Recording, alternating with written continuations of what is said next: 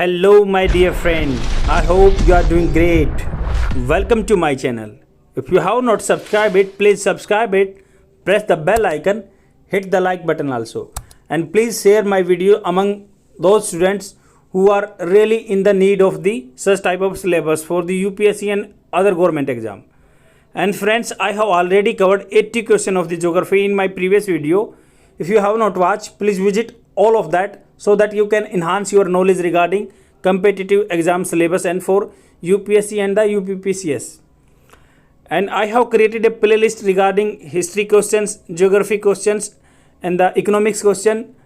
Friends, if you have not visited that, please visit all of that if you are a serious candidate for the UPSC. Let's get started, beginning with the 81st question. And the video would remain in Hindi and English. Please watch carefully and keep a atlas along with you during geography questions, because nowadays UPSC is asking regarding questions only. Nowadays UPSC is asking questions regarding map based questions. If you have you are not having atlas along with you, you can utilize Google Map also. Let's get started, beginning with the 81st question. 81st question देखते हैं. Regarding the red coral kukri, a very rare species which was spotted recently, consider the following statement.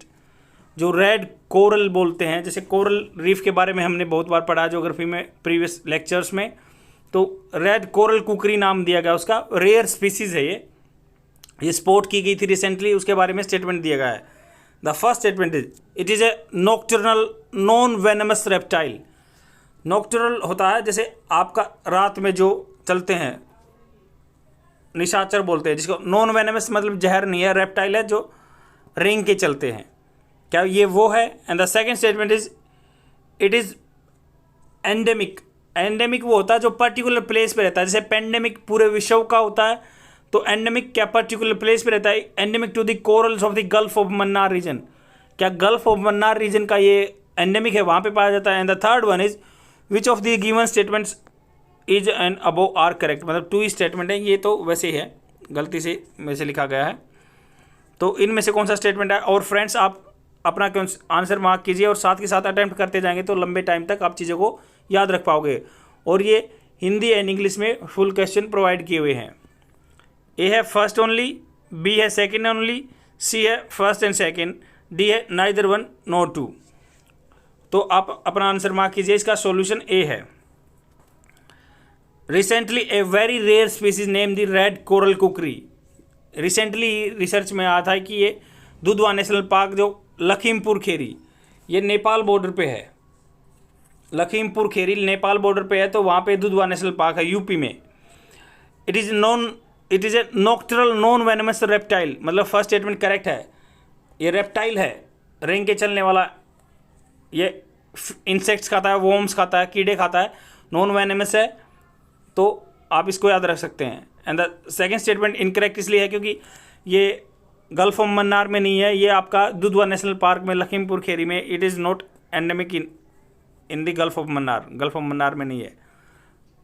I hope आपको चीज़ें clear हो गई होंगी. 82nd question देखते हैं. With reference to the jet stream consider the following statement. Jet stream के बारे में स्टेटमेंट दी गई है. First statement is the high altitude high air currents confined to the mid latitude. मतलब जो हाई एल्टीट्यूड ज़्यादा ऊंचाई वाला, high speed air currents confined to the mid latitude. Latitude आपको बताया था मैंने कि जो जैसे ये इक्वेटर है तो ये इनको लैटिट्यूड बोलते हैं और इनको लॉन्गिट्यूड बोलते हैं, जो ग्लोब में ऐसे रेखा होती हैं. तो जो क्या बोल दिया, हाई एल्टीट्यूड मान लो ज़्यादा ऊंचाई पे हाई स्पीड एयर करंट रहता है. Confined to the mid latitude, क्या मिडल जो लैटिट्यूड है उसमें रहती हैं क्या ये. And the second statement is each larger meander. Meander कल मैंने बताया था कि आपका ऐसे अगर रहेगा, मियांडर बोलते हैं इनको, वेवी टाइप में. ईच लार्ज मियांडर और wave within the jet stream is known as Rossby wave. क्या उसको रोसबी वेव बोलते हैं. And the third one is they affect the formation and duration of the Indian monsoon. क्या ये Indian monsoon को effect डालते हैं? आपका अपना आंसर मार्क कीजिए, कौन सा स्टेटमेंट करेक्ट है. ए है फर्स्ट ओनली, बी है फर्स्ट एंड सेकेंड, सी है सेकेंड एंड थर्ड और डी है फर्स्ट एंड थर्ड. तो इसका सॉल्यूशन सी है. फर्स्ट स्टेटमेंट इनकरेक्ट है। जो जेट स्ट्रीम है आर हाई स्पीड होती है, नैरो मियांडरिंग होती है, नैरो मियांडरिंग रहता है। Air currents in the atmosphere usually found at the tropopause. तो आपको पता है लेयर, मैंने पहले भी दी, ट्रोपोस्फेयर होती है, ट्रोपो, स्टेटो, मेसो, आइनो, एक्सो, ये आपके लेयर रहती हैं। तो ये ट्रोपोपोज में पाया जाता है। Some of the jet stream also located at the lower level of the atmosphere.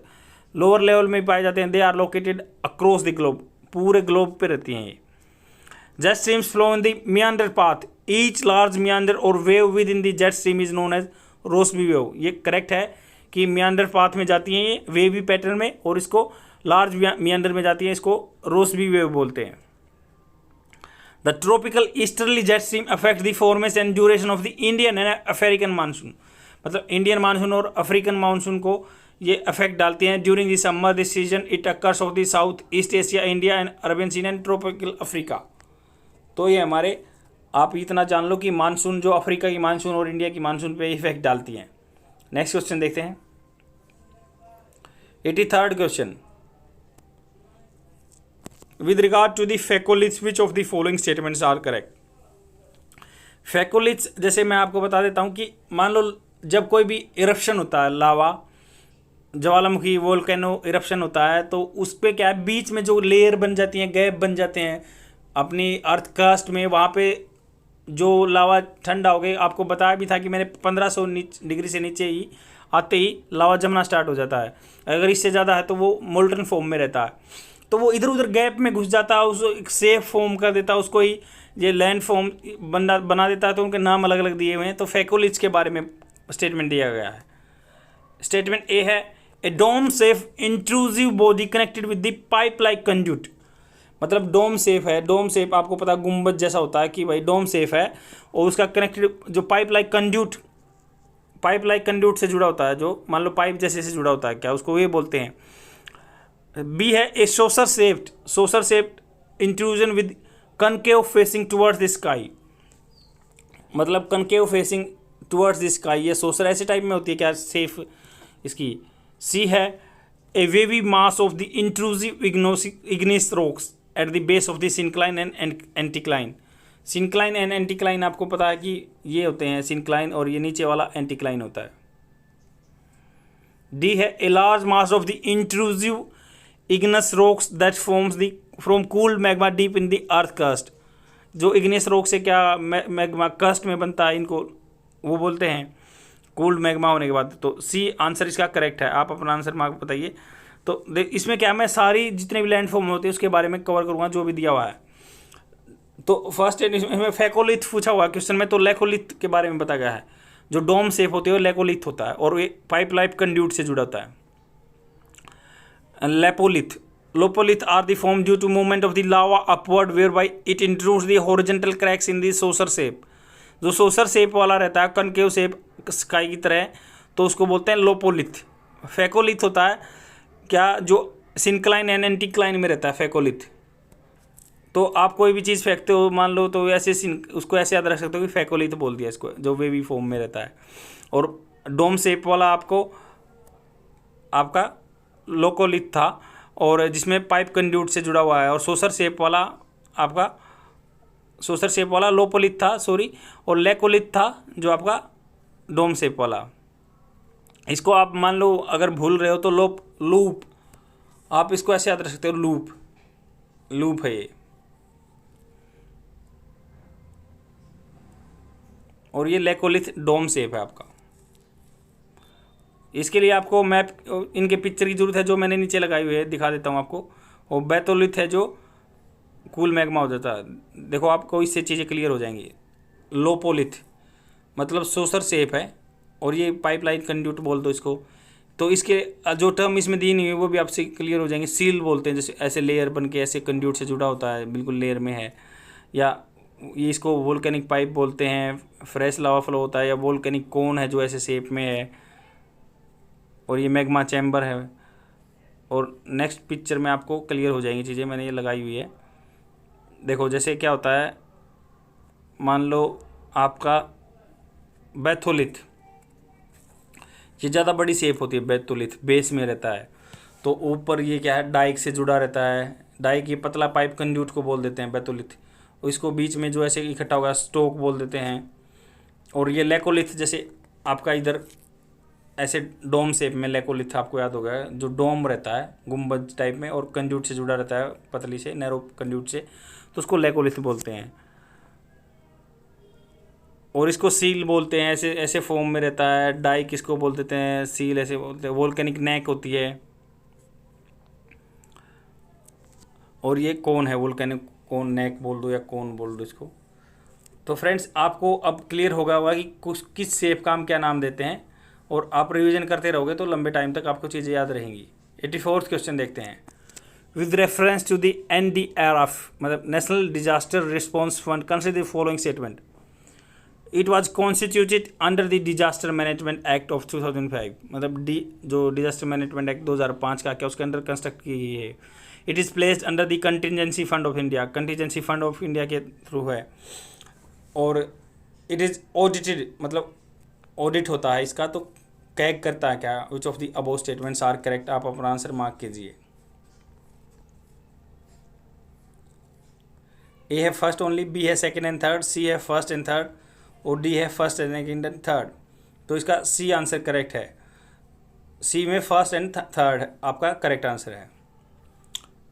तो इसमें एक्सप्लेनेशन देखते हैं।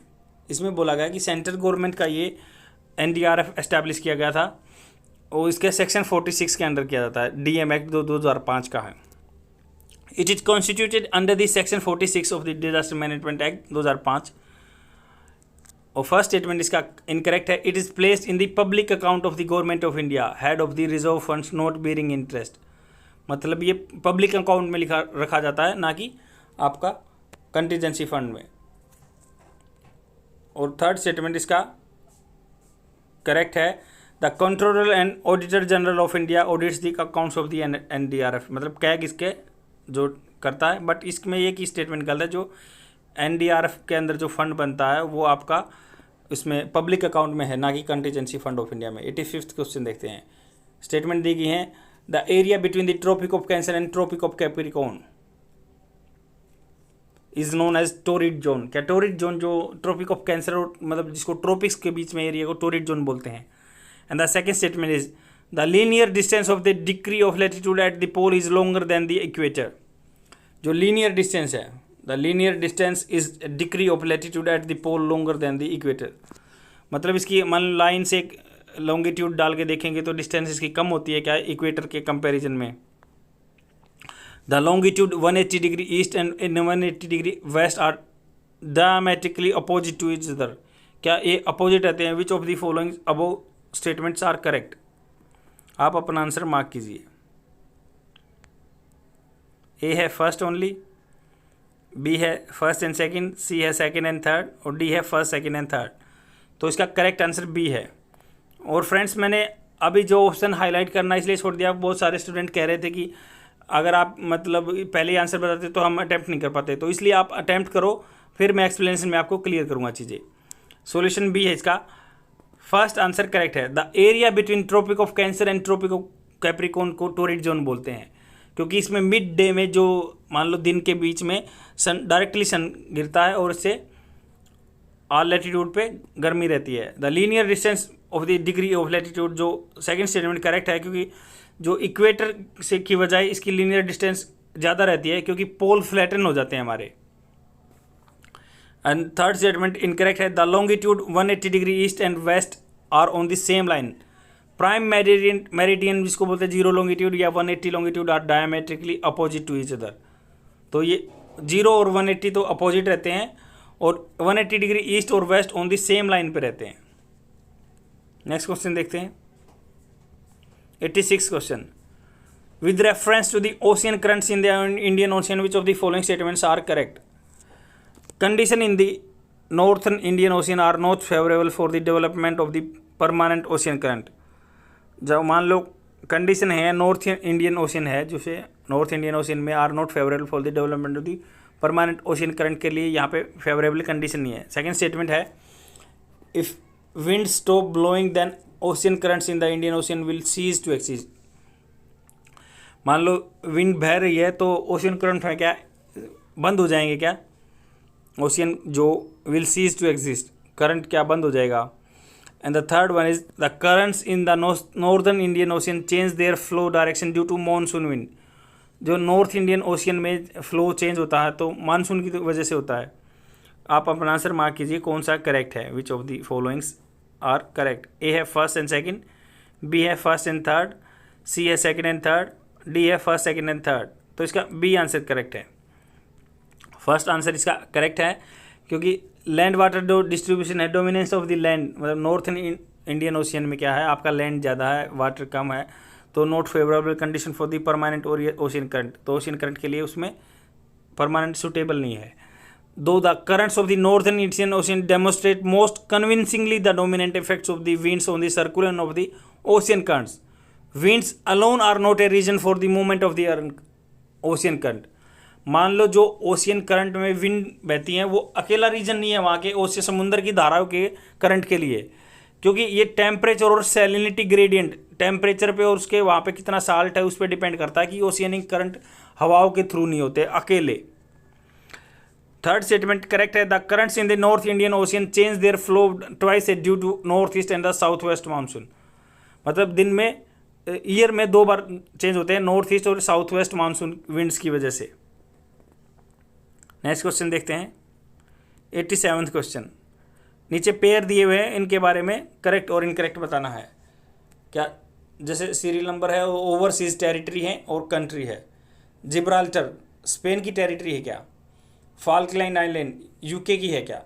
न्यू कैलेडोनिया यूएसए की है क्या? रियूनियन आइलैंड फ्रांस के हैं क्या? Which of the above statements are correct? Pair कौन सा करेक्ट है आप अपना आंसर मार्क कीजिए। ए है फर्स्ट एंड थर्ड, बी है सेकंड थर्ड फोर्थ, सी है फर्स्ट एंड फोर्थ और डी है सेकंड एंड फोर्थ।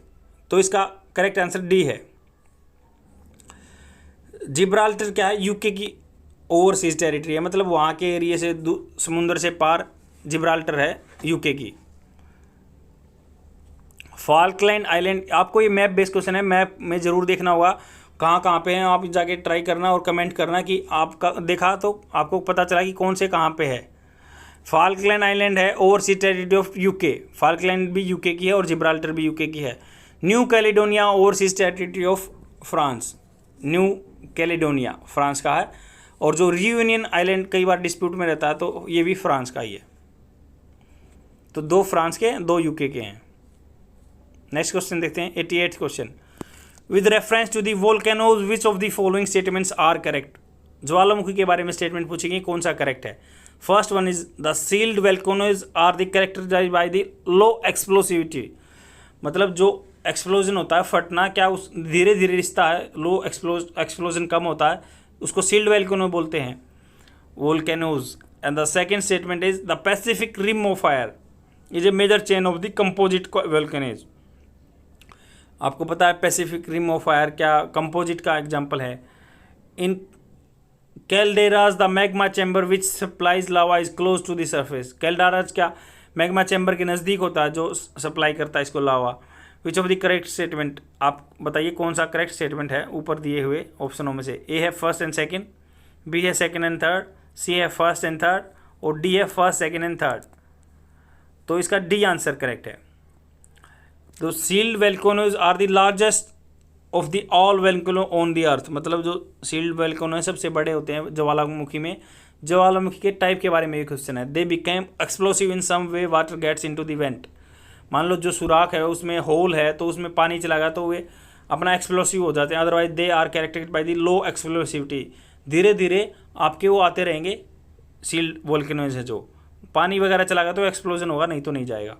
और कंपोजिट वोल्केनोज हैं जो इकट्ठे एक लाइन में रहते हैं, जैसे आपको पैसिफिक रिम ऑफ फायर का पता है कि ये इसमें कंपोजिट में आते हैं।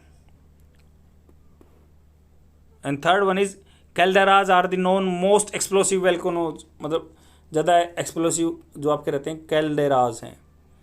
ये they erupt are the incline to the collapse to the themselves rather than the constructing any structure. ये कोई स्ट्रक्चर नहीं बताते, जो इंक्लाइंड हो जाते हैं इस फॉर्म में। मान लो यहाँ से ज्वालामुखी आ रहा है तो इस फॉर्म में यहाँ पे जम जाएगा, क्योंकि ये बहुत तेज़ है तो सीधा यहीं गिर जाएगा। Supplying lava is not only huge but close to the surface. मतलब explosiveness indicates that magma chamber supplying lava is not only huge but surface के क्लोज है, तभी तो ज़्यादा मात्रा में आएगा। आप याद रख सकते हो कि मान लो ये आपकी कौन शेप है, यहाँ से निकल रहा है तो यहाँ पे ज़्यादा भी है और नज़दीक है, इसलिए जल्दी ज़्यादा आएगा और यहीं आके यहीं गिर जाएगा। कोई शेप नहीं बनाते, इसको कैल्डेरास बोलते हैं। नेक्स्ट क्वेश्चन देखते हैं। और इनमें से वन लाइनर क्वेश्चन बहुत सारे बन जाएंगे, सभी एग्जाम में आपके काम आएंगे। तो ये वीडियो आप ये मत सोचो कि 10 क्वेश्चन है, बट ये आपका बहुत सारा पोर्शन ज्योग्राफी का कवर कर रहे हैं। 89th क्वेश्चन देखते हैं। It consist of the largest swamp forest in the north east region. The Brahmaputra river passes through it and it home to feral horses. It also recognized as the important bird area. The above passage describe which of the following protected area। जहाँ से Brahmaputra river गुजरती है, Feral horses रहते हैं, recognise by the bird area भी है। आप ये स्टेटमेंट बताना है कि किसके बारे में ये सब डिस्कशन किया गया है। ए है काजीरंगा नेशनल पार्क, बी है Dibru Saikhowa national park, C है Laokhowa wildlife sanctuary and D है ओरांग नेशनल पार्क। तो इसका करेक्ट आंसर बी है, डिब्रू साइको नेशनल पार्क है, जो आपके ब्रह्मपुत्र रिवर वहाँ से जाती है। ये वाइल्ड लाइफ बर्ड एरिया भी है और ये इंटरनेशनल आपका कंजर्वेशन के लिए, बर्ड के लिए, और यहाँ पे फेरल हॉर्सेस और बेफेलो भी मिलते हैं। नेक्स्ट क्वेश्चन देखते हैं। 19th question. With reference to the shipping canal of the world which of the following statements is incorrect. मतलब इनकरेक्ट स्टेटमेंट बताना। ए है the Suez canal lies between the Port Said in the north and Port Suez in the south. जो Suez canal है क्या between जो Port Said in the north and Port Suez in the south, इनके बीच में रहती है। B है द करा isthmus canal is between the Andaman sea and the gulf of Thailand. और फ्रेंड्स ये आप मैप में देखोगे ना तो ये चीज़ें अच्छी याद रहेंगी कि स्वेज कैनाल कहाँ पे है, करा इस्तुमुस जो कैनाल है, नहर है, कहाँ पे है। और थर्ड वन है Kiel canal is between the Mediterranean sea and the black sea. And D है saint Lawrence seaway connects the Atlantic ocean with the great lakes. कौन सा आंसर इसका करेक्ट, आप आंसर मार्क कीजिए। Solution C है इसका, मतलब incorrect पूछा गया है उसमें, इसलिए सॉल्यूशन सी है। The Suez canal is between port Said in the north and Port Suez in the south. तो जो स्वेज कैनाल है, तो आप मैप में देखो, स्वेज कैनाल जो Port Said in the north and Port Suez in the south, ये दो पोर्ट हैं, बंदरगाह हैं, एक का नाम है सैड, एक का स्वेज। तो इन दोनों के बीच में स्वेज कैनाल जाती है। जो किरा इस्तमुस कैनाल है, propose canal between the Andaman sea and gulf of Thailand, ये बनी नहीं है, अभी प्रपोज्ड है। प्रपोज प्लान है कि जो अंडमान सी और गल्फ ऑफ थाईलैंड के बीच में ये बना दी जाएगी, किरा इस्तमुस। और जो Kiel canal is between the northern sea and the Baltic sea, ये काइल के बारे में स्टेटमेंट इनकरेक्ट है, तो ये करेक्ट आंसर उसका है। जो काइल कैनाल है north sea and the Baltic sea के बीच में है। And the fourth one is the Stephen Lawrence seaway connects the Atlantic ocean with the great lakes. जो स्टीफन लॉरेंस सी वे है कनेक्ट करता है Atlantic ocean को great lake से कनेक्ट करता है। तो इसका करेक्ट आंसर सी है। ये गलत हाईलाइट हो चुका है डी, तो सी आंसर करेक्ट है क्योंकि इसमें इनकरेक्ट आंसर पूछा गया था। और ये आपको नीचे हिंदी में भी प्रोवाइड किया हुआ है आंसर।